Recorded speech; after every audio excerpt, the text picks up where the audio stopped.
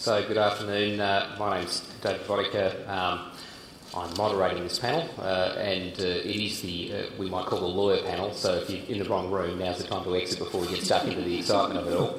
I thought we should maybe just quickly give a bit more background so people know who we are, so we'll start with Darren over here. Did you just want to do a quick intro? Sure, my name is Darren Sanicki and I'm principal of Sanicki Lawyers. This is me. Based in South Yarra in Melbourne. I'm also a musician. I've had my own publishing deal before, still sort of playing cover bands, and pretty much the firm now practices exclusively in music and entertainment, as well as some other things, but that's what we do. I'm Jules Munro. I'm a partner in Simpson Solicitors in Sydney. I'm a co-author of Music Business, the Musician's Guide to the Australian Music Industry book. And we've got a substantial music practice, as well as general intellectual property and copyright-based stuff. I have never had a publishing deal, Darren. I haven't been that good. Hi, I'm Catherine Haridy. I'm a manager. I've never had a publishing deal, but some of my artists have. In fact, nearly all of my artists have. I manage a bunch of them. There's about 7 of them at the moment, mostly interrelated with each other. A bunch of producers and an author. I'm also the chairperson of the Association of Artist Managers. And I'm David Vodicka, so I'm moderating, as I said, and I'm the principal of a firm called Media Arts Lawyers. We've got offices in Melbourne and Sydney. We're a specialist practice primarily in music and entertainment. We have 7 lawyers and a lot of clients. Let's kick off the panel. So, publishing deals. Well, I guess when I was thinking about how we should sort of structure this deal, I'm so loyally, aren't I? I was sort of thinking to kick off. Obviously, I'm assuming everyone here has got a degree of familiarity with what we're talking about. Ultimately, if you're APRA members, you've already assigned your performing rights to APRA, and that's one of the rights that a publisher would generally administer, which they, in effect, do in conjunction with APRA. But in terms of what we're really talking about is, and when we say a publishing deal, it covers a whole range of things, but really it's ultimately a deal between a songwriter and a publisher, and it could take any number of different forms, everything from just basically getting a publisher to work on particular copyrights for a particular period of time, or it could be what is commonly, I think people think of as a deal, which is what you call an exclusive writer deal or exclusive writer services deal, where ultimately a songwriter does a deal with a publisher for a particular period of time, and everything during that period of time is administered by the publisher. Now, I thought, getting used to my headset here, I'm feeling a bit, Thunderbirds, to share the love around a bit, maybe jump over to Darren. Do you want to sort of quickly tick off the main heads of a publishing deal in terms of the income streams? Income streams, sure. Well, you've mentioned the first one, which is APRA, which is sort of public performance of your musical work. So that's whether it gets played anywhere in public. So that can be radio and television are the big ones, but anywhere that's publicly broadcast, outdoor events, nightclubs. The other income stream is mechanical royalties from the reproduction and sale of your music. So that can be like digital downloads, or it can be CDs, the main one, CDs and records. There is print music, not as relevant these days, but still can be an important source of income for many songwriters. And of course, synchronisation, and that's probably the biggest one, or one that a lot of writers want to sort of sharing, which is the putting your songs together with pictures, getting your music on a TV or in a movie can be a lucrative source of income. And Jules, I mean, if you're sort of looking at, doing a publishing deal, when you're looking at any other particular terms that you think, are most relevant for people? Very much depends on the artist and writer. There's so many different kinds of deals these days that it really comes down to what the musician needs. If they've got an established catalogue, they're already earning good money, and they're a bit sick of paying usual publishing split 70, 30, 75, whatever, and want to move to more of a, hey, publisher, just administer my catalogue, kind of deal, like a cobalt sort of deal. They might be able to take 90%, 85%, even more percent of the money home with them, leaving the rest with the publisher to administer. And also it depends a lot on your bargaining power.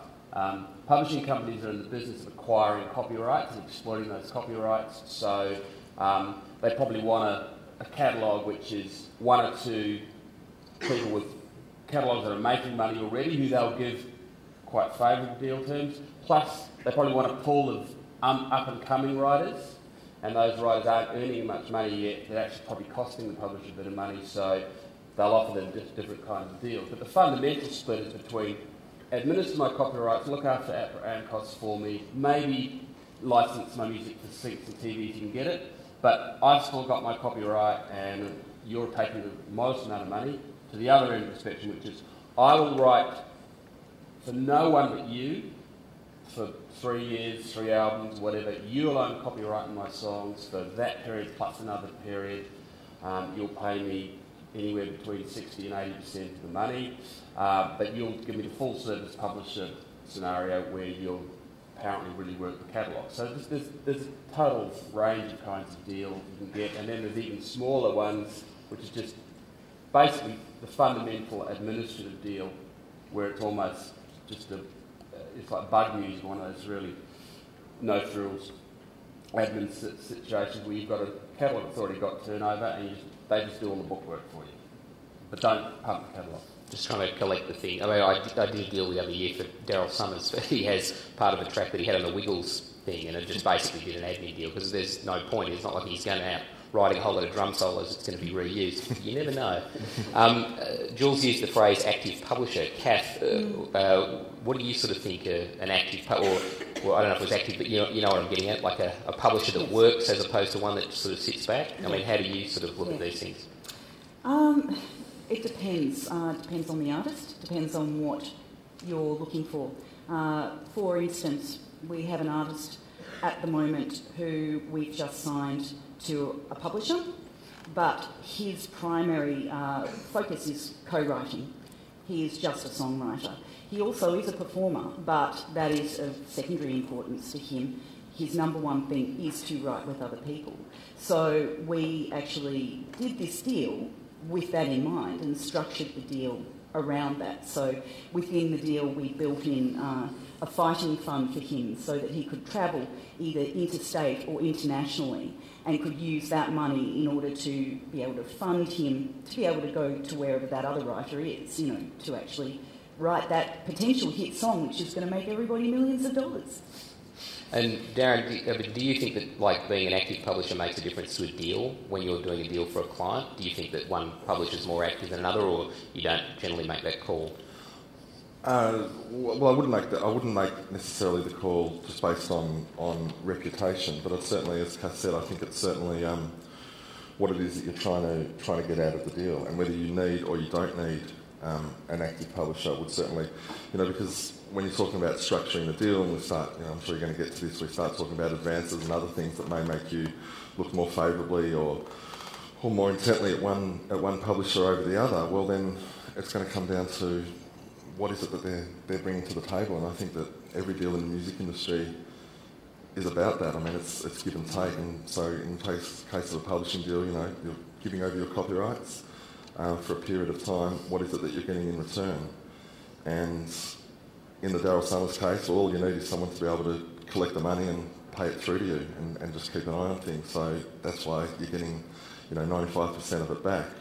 But if you're an independent artist who's just signed some sort of smaller label deal, then the fact that you've got interest from a publisher is great, but it's got to be subject to what else are they bringing to the table, because we can't expect our manager or the indie label that we've just signed to be doing everything in terms of furthering our profile. So a publisher, so a publisher that comes to the table and says, well, these are the people that I think we can sort of have you writing with, and these are the opportunities we can present, or we've got a studio, or we're happy to send you overseas, as Kath said, is really important. It's interesting too, actually, and I think this is sort of a bigger topic as well, but I think publishers have always been incredibly important, but I think they're even more important now than they have been. Particularly now that we have a particularly depressed label, particularly major label situation happening at this point. I think publishers are really stepping in and becoming a lot more active in areas that they maybe weren't previously. So the decision of when to do a publishing deal, this whole question of when should we do a publishing deal with an artist, is this eternal question, but there is no right answer to that question, because I think now, more than ever, it can be really important to jump in with a publisher early. You can have the support and also financial input from a publisher in order to be able to independently release or go about doing the things you need to do without having to rely on a big label. It can really be that extra, crux up that can help you. Whereas, it's maybe not always the best time to do it when you start out. If you're a really, really hot, happening artist and you've got, a lot of support in other areas and a very active management and very active other things, well, maybe, publishing isn't the right thing to do straight off the bat. It's a difficult... We should probably talk about that choice, because it's a big issue. It is on my agenda, yes. And Kath's got to figure right on it. It comes down to basically whether you need, firstly, the money that's in an advance, and secondly, whether you need the administrative help. If you can do without the advance, then you probably don't need to get involved just to get the money, right? So that's one really, really important pressure off you. If, however, you need a backline replacement, you need a van, you need tickets, stuff, who knows what, and you do anything for the $15,000 or $10,000 humble little advance you can negotiate, you might just do it for that reason. Then you go to look at the other parts of the deal to see whether that's such a bad bargain. Maybe they'll give you a favourable royalty rate, maybe it'll be relatively short in time. So there's so many variables. The timing comes down to precisely what your economic needs are going to be at the time, right then, at the point where someone's offering you one. And if you're a writer who's very, very focused on one band and it's going gangbusters, you can pretty much name your price for your publisher. Within reason. Yeah. within limits. Because they're pitching to you, saying, can we please administer this catalogue and take a cut? Because it's going great. And you're like, fine, I could do that cash this year or wherever. However, if you really need, you're reaching out to them for the support primarily, then they're in a strong position, so there's different things to consider. But the one thing I would say is never take a larger advance than you need, because many people have been locked in for years in publishing deals they just didn't like, and were made when they had very little bargaining power on the actual substantive commercial terms, because they've got a recoupment monkey on their back. Years came and the years went, and they still signed with that particular publisher, even if the great personnel had gone. And it's a deal with the devil in that sense. You take a big advance. I think it's all, but it is a bit horses for courses, because it depends on what you're trying to get out of it, as you say, and what your needs are. And if I think it's I was trying to think of some of the examples. I mean, we did like Boy and Bear. We actually did their publishing deal first, partly because of the fact that we couldn't quite get the record deal in the pocket of where we wanted it to be, and also with an act like that, who now won all the ARIAs last year and had a great year, but at the time they had one single on iTunes. And the thing that I'd also say is interesting about the publishing community is that was definitely a thing where the publisher, which in our case was Sony ATV, took the lead in terms of putting an amount of money up which actually involved a substantial risk. Because what we should really sort of point out with publishing deals ultimately are really a fairly simple process. Publishing is a business-to-business deal. Basically publishers are collecting money from other businesses. They're not selling anything to consumers. Record companies are in the business of selling to consumers and creating stars and all that kind of stuff. That's the way it's traditionally worked. So publishers tend to work based on the fact that they'll basically work out what they think the artist can actually make in terms of income and what is a reasonable sort of return that they can get on that, and based on that they'll make an offer of an advance based on so-and-so splits. And I guess for the lawyers on the up here, and Kath also as a manager, make a call on these things, is sometimes you do get in those situations if you've got a particularly well sought after act where you can probably push the publishers above their level of comfort, because that does require that. And but that said, as you say, it's if the band think that, or the artist thinks that they want that money for a particular thing, or it's used in a different way. And traditionally, I reckon maybe 10 years ago, I don't know, Philip Morlock can tell me whether he agrees with this, the thing would be maybe the publishing, the way as lawyers we tended to do things was you'd tick off the deals, you get your publishing deal, management deal, recording deal, and then you'd go off and get a publishing deal, because the publishers would then at that point go, well, you've got a record deal, so we think you're going to make this much money, so we'll give you some money, and that's how we work it out. And these days, I had a chat with one of the guys at Universal Publishing, and they made the comment that they rejigged the way they calculated things, and now they look at projected syncs and other things like that, because mechanicals, which is the money that you get from record sales, iTunes, physical or whatever, is so unpredictable that you really got to look at other income streams to work out your matrix of how you actually advance funds.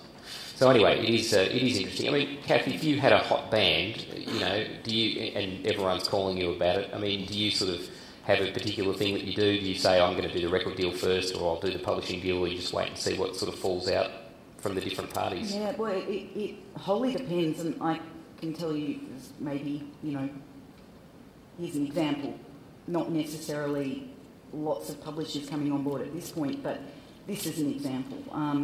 A band like The Chemist that I have, that's a young band, they're 2 EPs down, about to finish their debut album. They have a deal with a small indie.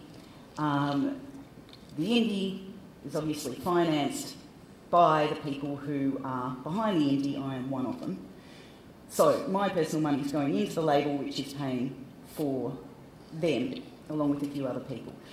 That money will only go so far. So we're now at the point where we're sitting and looking at this and going, well, what do we do now? Do we look to publishing now, before we actually get through to the release of the debut album, and actually try and canvass for a decent advance in order to then be able to continue to finance what we need to do with this band to get through the debut release?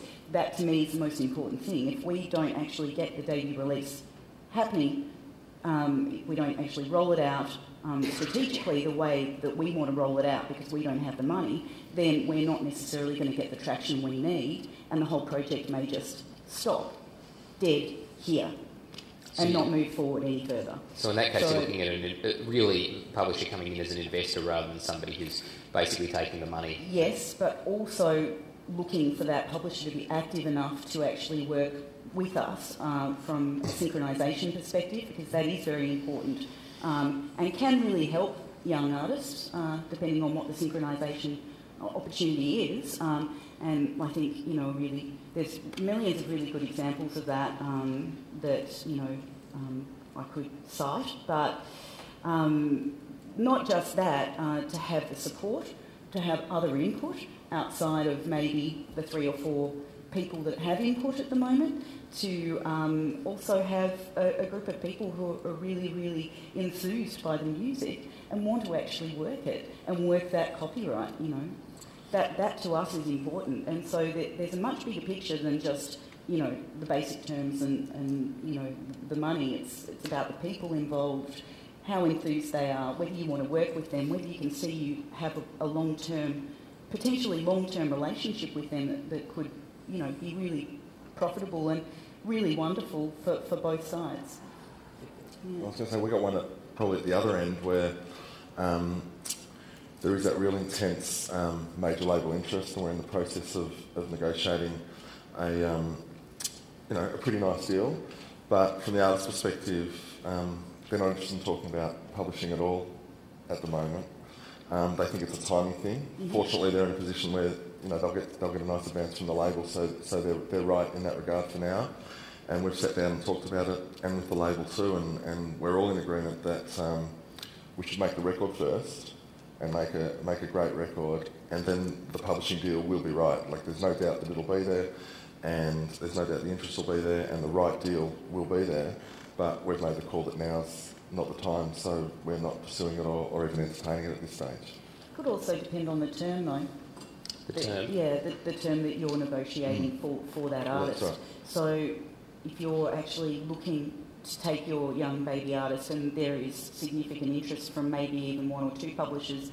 And honestly, if they're interested and you know you think you can have a great relationship with them, there's no reason why you couldn't negotiate to the point where you actually form terms that you're all happy with, Sure. and even work it so that it is on a short-term basis, so that you have the opportunity And somewhere split territories and things like that. exactly, and That's what we're talking about. split territories. Which is something we should get into. I mean, my token on these things is for when you do the publishing deal is you want the combination of a friend and some money, and preferably a friend with money, because that makes it better for everyone. But ultimately, you have to decide on what elements you actually want. I mean, Darren, when you're talking about, you sort of touched on this with doing a record deal. One of the things that we've seen in terms of lawyers in the last few years is the advance of the 360 deal, the record companies wanting to get a piece of all the other rights. And it's fairly common among all the majors at this point that they will expect a percentage of the publishing in terms of a return. I mean, what's your sort of take on that? You know, yeah, I mean, it sucks, you know, and it's I don't know, it's the new way, and I think I suppose the interesting thing, and I'm sure that you guys find this, that when we're negotiating a record deal these days, we actually spend the least amount of time talking about the record deal itself, and much more talking about what they call NRA income, which is income that goes back to the record labels from non-recording activities. So we spend our time talking about.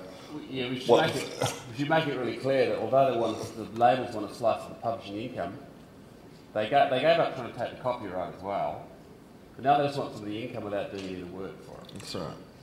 So the proposition is, guys, you know that this artist is going to negotiate anywhere between 60 and 80% of the publishing. They have to pay a publisher, and you want to put 10 or 15% on top of that. Yep. Yeah.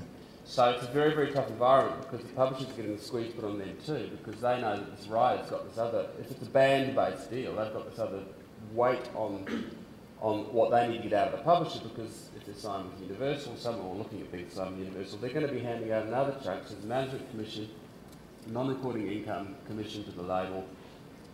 There's either not much left for the publisher or virtually nothing left for the artist. So it's a really tough one, but there are ways you can mitigate that term, but we're not here to talk about record deals. I guess it's an impact though in terms of what you're thinking, because if you're doing a deal for an artist and what might have seemed like a lot of money, if you have to pay out the record company, the manager, you've got 4 members in a band, ends up becoming a lot less, and therefore becomes a lot less compelling. Yeah. That said, unfortunately, the way some of those deals fly with the majors is obviously they're getting a percentage of income, so they don't really care whether you publish or not, although in real terms they don't bother to actually try and collect anything, they just wait for you to account it. That's right. But anyway, I guess that's another sort of thing that's come up. The other thing that's occurred to me when I was thinking about it, that's a pressure, is that I think, Jules, you once said to me that it's the poison chalice, which is getting the gig of representing the artists on things like The Voice, which I know, Darren, you guys do. And as part of that, obviously, you get given a preset bunch of deals for an act, which may or may not involve publishing. So you're in a position where, in terms of the ability to time your deal, you're not really in a position to do it so much. No, you're not. And I mean, is that something that's possible to negotiate if you end up entering these competitions? Or? Oh, look, absolutely. I mean, I pride myself on that, and when I'm sitting there reading those contracts, the fact that it's for a television show, or the fact that I'm dealing with 48 clients is not what I'm thinking of at all. I'm treating it as a deal on its merits, knowing that there are some constraints and we might not have as much bargaining power as we ultimately would like. And believe it or not, I mean, that doesn't come from necessarily the publishers or the labels here in Australia, but often these sort of shows like The Voice or X Factor, they're all owned, they've got their formats that are owned by big organisations overseas. And there's deal points you can't. And that's just it. And you can scream till you're blue in the face at the label, and you'll get some empathy back from them. But at the end of the day, they'll say that their hands are tied, and that's the frustrating part. Which doesn't mean that you can't negotiate. It doesn't mean you can't achieve. Like, I'm really proud of some of the things that we did achieve when the Voice contracts, from where they started out to when they got signed. But yeah, I mean, they're not. Well, I'm not going to sit here and say they're perfect contracts or they couldn't be better, or there's not some drawback from these contracts, and the flip side is, well, you get to sing on television in front of 2 million people, and hopefully that makes up for the fact that your contracts aren't as great as they otherwise could be. And maybe you'll write some songs you can sing yourself one There day. you go. Jules touched on split territories, and I think this is another interesting thing, because obviously it can be a bit sensitive with Australian publishers who generally try and do deals for the world wherever possible. But ultimately, the issue you get is that doesn't mean you get represented in all territories equally, because you're like anything, as Kath was saying, your relationships are here primarily, unless you do it directly overseas. I think Kath, you did Eskimo Joe did an international this territory deal not that long ago. And what was the motivation for doing something like that? Well, I've got to be honest here and say that deal initially wasn't done by me. It was done by their previous manager. Oh. We did renew that deal, though, because we had such a great relationship with Mushroom that the band wouldn't, and me for that matter, for this band, wouldn't go anywhere else. So the X thing was...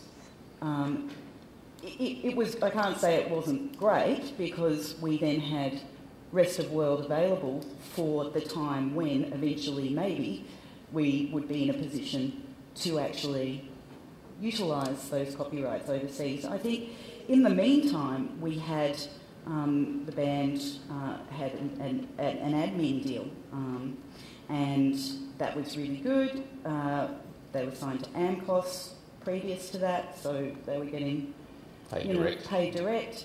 And then, as it so happens, 2 years ago, a year and a half ago now, we managed to secure a deal out of the UK for them for the rest of the world with Universal Music Publishing, and that's been lovely to have that team on board also. They've been amazing.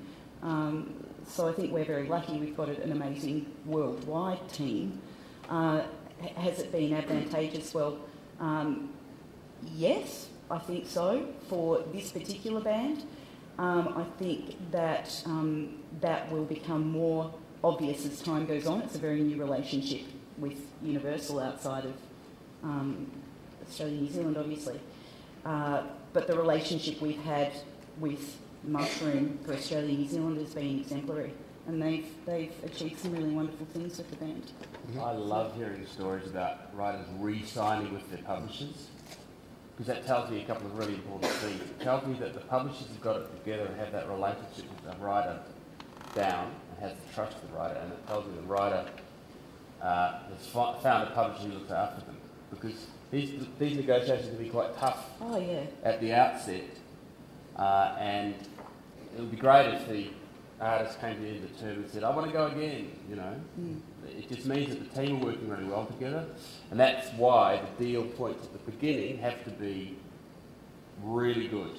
They have to be good in the sense of mutually acceptable, which goes without saying, but something which gives the relationship a bit of a chance to grow and leaves enough on the table for the artist, as well as leaving enough on the publisher, so the publisher can make that artist a bit of a priority and make good money on them.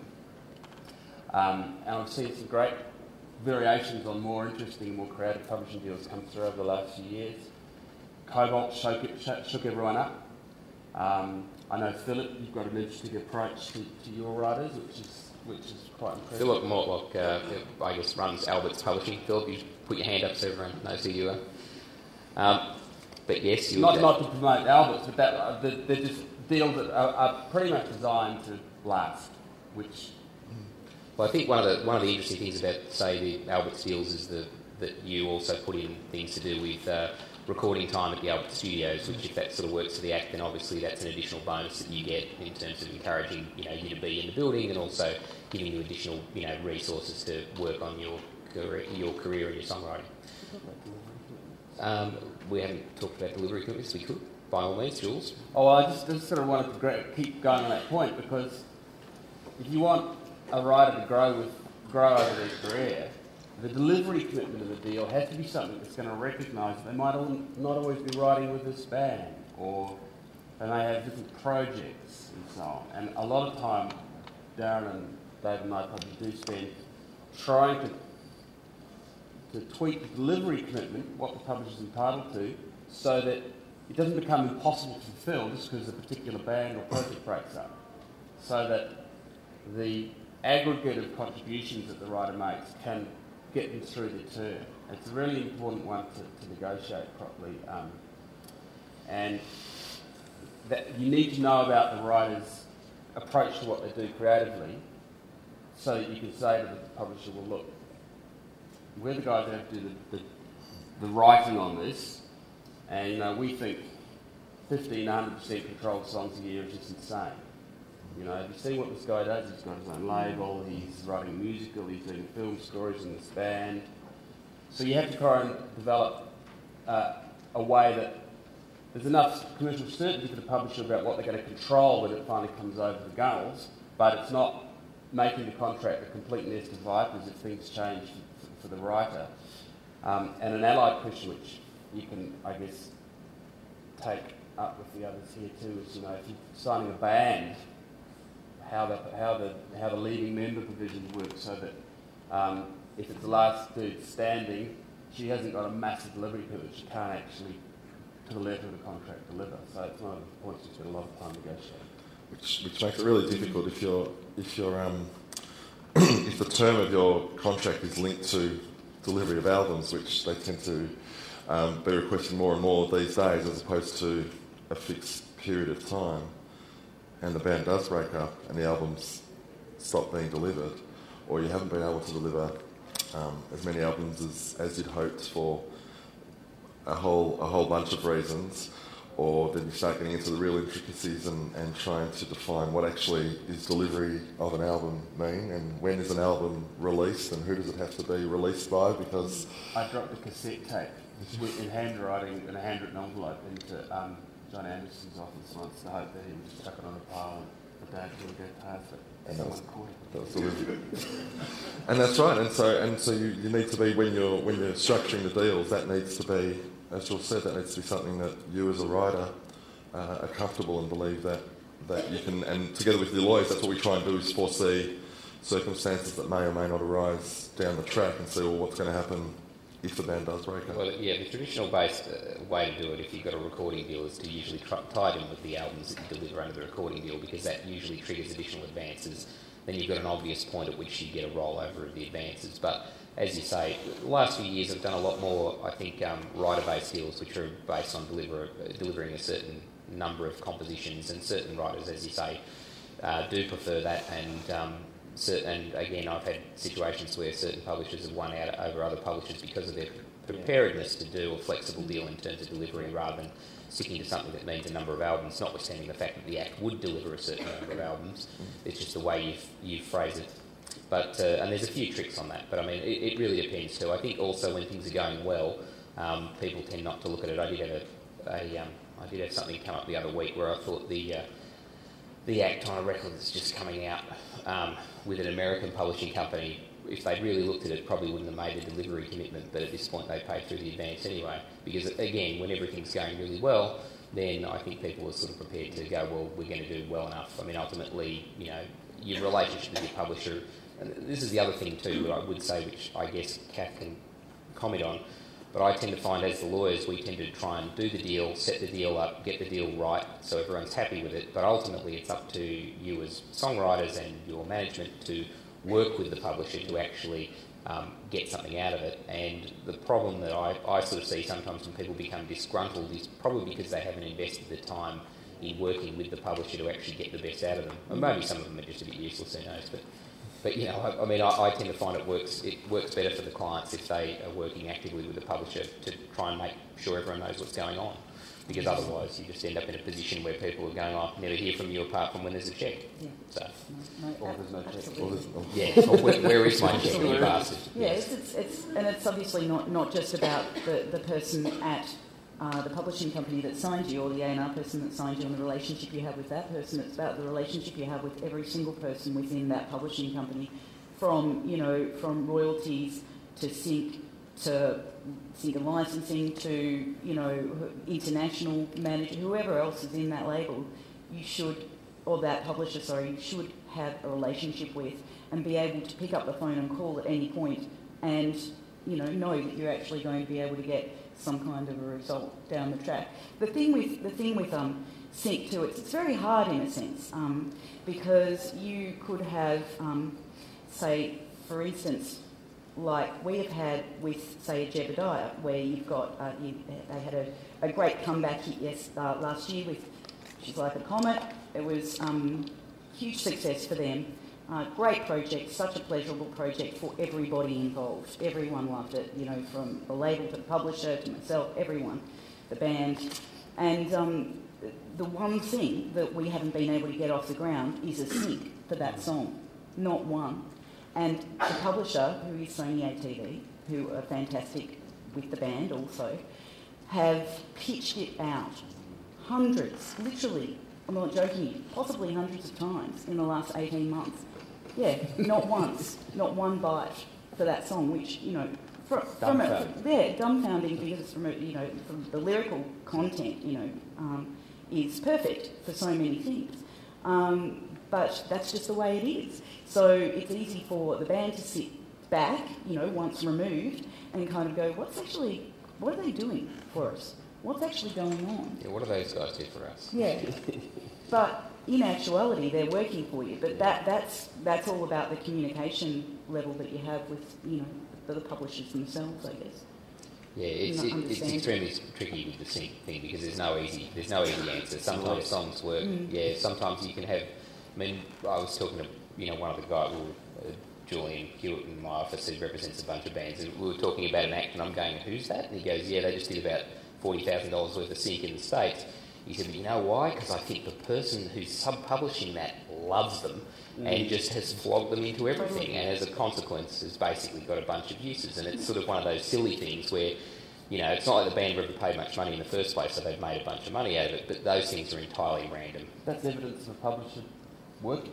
Yes, that is. Well, I think all publishers work, it's just a question of how big their catalogues are.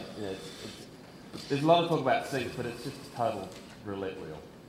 But the other thing that's really seeping in too is a lot of, because of how it's changed and the money really is in the syncs, there's a lot of organisations that are suddenly coming out that we'd never heard of, 3 months, 6 months, 12 months ago, that are basically sending out to young bands these exclusive synchronisation licence deals where effectively they want you to assign your copyrights to them on an exclusive basis. And all they're really saying that they're going to do is try and shop around and get syncs for you. That's something to look out for. We generally say, well, if you pull them back at any time. That's right. That's who right. cares? But it might interfere with something else you've got coming up. So you've got to be very, very cautious about that, especially people skiting about their track record and getting syncs, because the actual gatekeepers work in the TV production companies, not in the publishing companies. Yeah. And there's a whole class of operator who give their own panels and have their own professional organisation, and all they do is pitch to these individuals, and these individuals decide on a whim or some full-on metrics they've got from Google about how it's going to feed into the ratings, and the whole science of sync is something that the writers are just a million miles away from being able to dictate. Only thing you can do about it is write awesome music. Like anything in this weekend, it all comes back down to that. Yeah, I agree. It's extremely difficult to work that out, and those deals too are interesting. That's basically people offering to pitch your work, usually US-based companies, and ultimately what they want to do is if they get it depends on how it is, but often if it's phrased, if they get the sync, then they in effect have a life of copyright share in your song. So the trade-off is something may happen. If you make some money out of it, I guess if you're not otherwise a published writer, you might think that's worth looking at. But the other side of that is you won't get those rights back in a great hurry. And they'll often want up to 50% of the royalties. And that's the reward, because they say, well, we hadn't heard of you, so before you're not a known writer. The other thing I just thought of, I think you touched on briefly, Jules, was about Cobalt, which is coming to the market, and not so much wanting to talk about them as a company, but I think an interesting thing that's happened is they very much probably attack things less in a traditional publisher model, which is acquiring copyrights, and more as a service entity, because the way their deals are often structured is shorter-term administrative deals where they don't retain rights for a long period. So they might... rights management. Yeah, it's kind of... And that's what they're doing in the other parts of their business, where they're opening up different divisions that all relate to that. But it's an interesting thing because it means that you do... I think traditionally publishing deals have probably been more of the type where these are the splits, as you said, 60 to 80% you might get based on how successful you are and what the publisher wanted to do, and they'd be a full service publisher, whereas you can actually get, I think, probably, you know, a reasonable amount of service, and ultimately, you know, the difference with Cobalt is they don't really pay advances. It's all based on the fact that if they think you're going to earn an amount of money, they might prepay you something, which is all in advance. It's based on what they do, metrics on the pipeline that might be due. But ultimately, it's a very different kind of model, and I think that's probably changed the way some of the bigger publishers have had to look at deals too, because some artists don't want to give away the rights for a long time, because as we touched on briefly, that you have a term where if you're an exclusive writer, and then after that there's a commonly called a retention period, and the retention period may be 10 to 15 years generally in this market. But that said, you know, American deals are still done with decent-sized publishers where they want life of copyright. Yeah. So, you know, the range is quite substantial. So it sort of means that now I think there's quite a gamut of different type of deals. If anyone else didn't have anything to say, we've got about 15 minutes left. I thought we could ask for questions. A very quick point on the Cobalt-style deal, and that is that Cobalt boasts something like a 97.5 re-signing rate. So the people who've done their 2 years come back to them. So they've absolutely put their finger on something that writers wanted, and the established publishers can't ignore that. It's quite an incredible stat. The other thing is that Cobalt was set up by a bunch of guys from the film income collection world. So they just didn't have any illusions about... they came at it straight as a bean counting exercise from the film. And so they are only now bolting on some of the creative services that the more traditional publishers in this country particularly would pride themselves on having, of sort of A&Ring and working with writers in their larger careers. They've also started to pay advances so on artists that they think are a good enough risk. So they've shaken it up by bringing a whole different paradigm of collection into the market, but they're now bolting on more old school things to sort of take on the incumbents. So there we have it. That's a bit of a roundup. Does anyone have any questions? I just wanted to say, I'm an artist, and thank you for writing your film. Thank you. It saved me so much heartache, and it's worth $60. Well, that's what it was right by. Your signed copy. Thank you very much. And it's a page turner. That's why we did it. It's available at the front here. Thank you. The other thing too was, now with publishing, obviously an artist's recorded work and their songs are their leverage. So with publishing, what happens? Does it always, depending on what you sign obviously, but should it always the songs revert back to the artist, and then the artist can find another publisher at the end of said deal? Or That's built into the standard sort of behaviour, just about when that happens. So the publisher doesn't actually own the work, they just exploit it.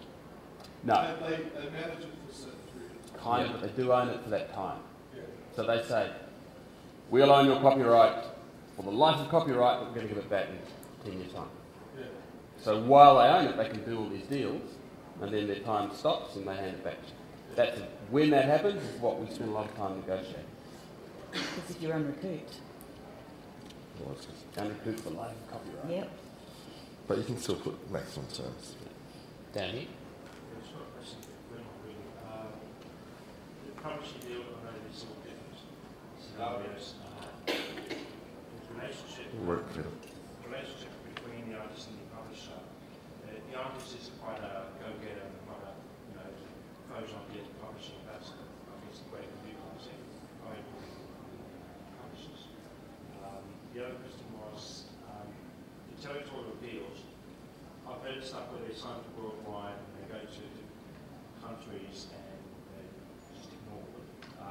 So obviously again, case-by-case scenario, depending on the size of the publisher. Case-by-case scenario, but for instance, that becomes, I think, too, that there's a lot of onus on the manager here to actually form relationships with other territories, with the sub-publishers or the publisher itself that is represented in each of those territories. So, for instance, I was just in the UK and I met with BMG Chrysalis while I was there, who represent Mushroom Catalogue and vice versa. I met with Sony ATV in London, so I could make that connection, because people change every time you go there. Every time I've been there, it's been a different group of people. So a lot of that is up to the manager. If you don't have a manager, then it falls upon you as an artist. But I think that there's a two-way street here. Not to say that it isn't also the responsibility of the publishers to actually disseminate information to their counterparts around the world and actually push their catalogue, because it is. But I think you've also got to take on some of the responsibility as well. Just to your first point, we recognise the publishing deals, the writer's efforts are recognised by giving them a higher cut of things they bring in.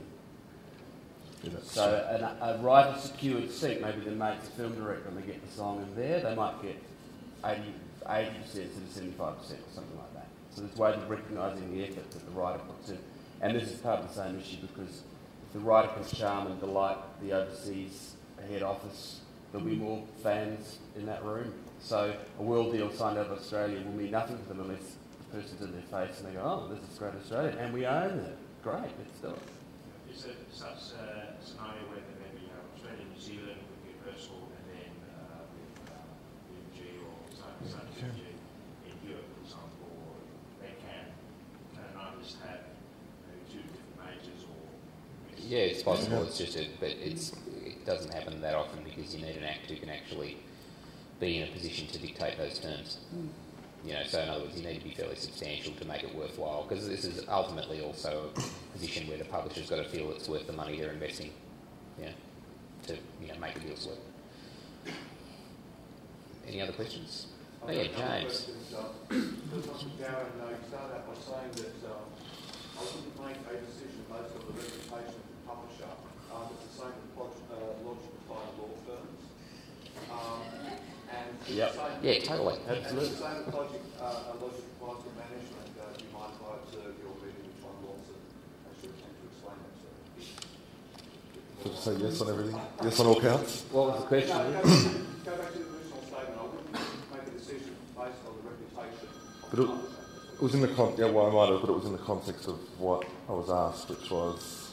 I think it was what factors, whether that's a factor in terms of that. That was what you were saying. Oh, yeah. I mean, I'm not going to say...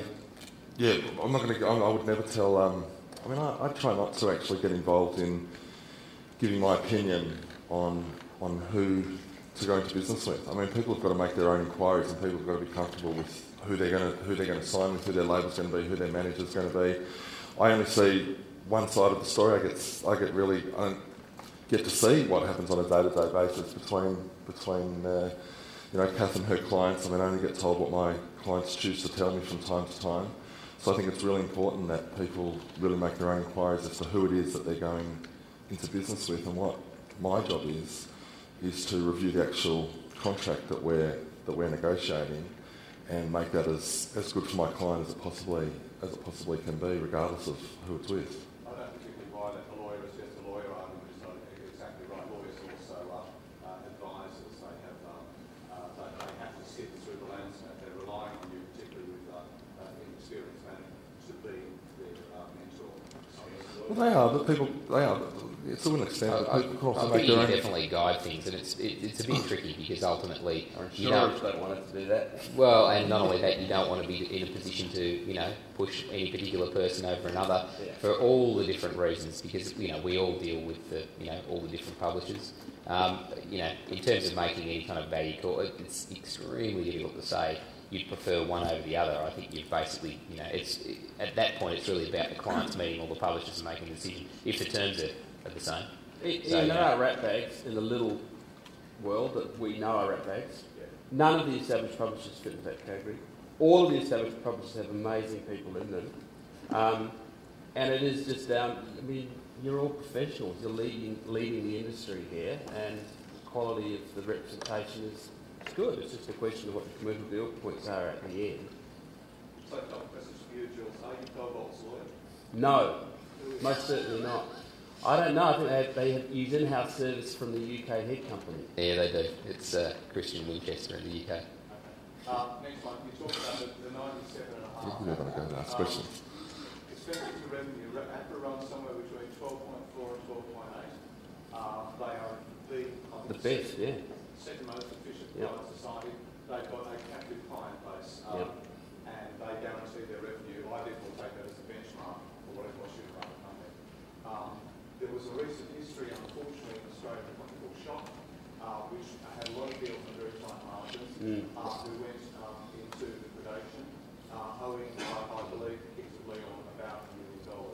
The tight margins aren't necessarily the best thing, and to view that as being I know that sometimes you can take a free hit and say to your act, take it, do it for 3 years, put the money in the bank, get out of town. But as a business model, it can't possibly. So you're saying the tight margin admin stuff is actually high risk if they've got your copyrights. If they hit liquidation, you could be left like all the stock artists with no money. That's what I'm saying. Yeah. I was Cobalt's first publisher outside the UK. I had a very long run with them, and I watched their business. I know their business model inside out, and I know the repertoire. They are skating on extremely thin ice because they have to, it's a bit like the runaway horse. If Dr. Luke and Max Martin don't generate those huge millions from the singles, they can't, their normal acts will lose the money. Simple as that. And they've been running a loss for the last 3 years, haven't they? Sorry? They've been running a loss for the last 3 or 4 I years. don't know their internal finances. All I know is their Australian revenue, and I know their business model. But what I'm saying is that any deal like that, for anything less than you two or Max Martin or Dr. Luke, will lose that company money. And that is a very dangerous way.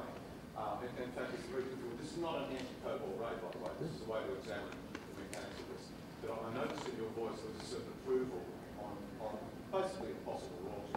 So it didn't strike me as the best idea. Well, it depends what your overheads are. You know that, you've run all the businesses. If all they got is Simon Moore and his mate in an office, and they're not paying advances or paying only advances to dead certs, and it's all run through their API, they don't have bricks and mortar issue. So, Jules, I still reckon it was a 10. well, like I said, they've been running it at a loss the last few years, it's in their published prospectus. So you can see they're taking a risk with these so-called friendly terms. But then the terms of the deals are only 2 years, so that moderates the risk a bit, right, I'd say. But I think that's a really good point to bring up. It's a savage business, and if someone's offering a better deal, that's hurting them somewhere on the bottom line. So it's not the only way. I guess I've got a bit of an industry habit. I don't want an unsustainable model to become predominant, and for others to have to do the same thing's happening in the promotion world, where there are some very dodgy festival promoters around that are putting the legitimate promoters under unnecessary pressure. They will inevitably crash and burn unless the drug ordering goes really well. And then that leaves, I guess, a strain on the rest of the industry. And honestly, once again, this is not aimed at Cobalt, it's not, I guess it's aimed at philosophy. Thank you. Oh, good question. Thank you, Ian. Go at the back. Hi, I just had a quick question. I'm just trying to understand sort of the why question. Are you sort of significantly disadvantaged without management in terms of trying to negotiate publishing deals and things like that? Or can you try and work as an artist without? That's the least of your disadvantages if you because the lawyer can probably guide you through all the terms of the record contract, but the record contract is only one part of that relationship, as we were saying before.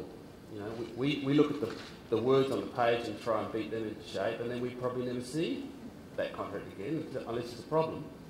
I mean, I guess more in terms of the weight that a management is helping you out with that. Does that make much difference? It depends who the manager is. Yeah. Yeah. What you're saying though, is it okay, you know, are you at a great advantage having a manager approach a publisher and say, I've got this great band, or does an individual independent artist have a shot at talking to a publisher and saying, this is what I've got and you like it? I think that was your question, wasn't it? Yeah. I think it's about the music. I think that if you've got the right music, you'll find these days people will find you. That's the way things work, and publishers are pretty quick on that too.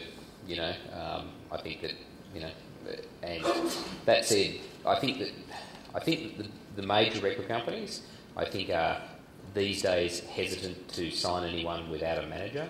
because, as Kath has touched on, as the majors have asked for more things, but at the same time given less and less, they tend to, in effect, outsource these things to other parties, which tends to now be the managers, the publishers, and so they want to know that there's a support network there. If you're talking about what you call your traditional big signing deal.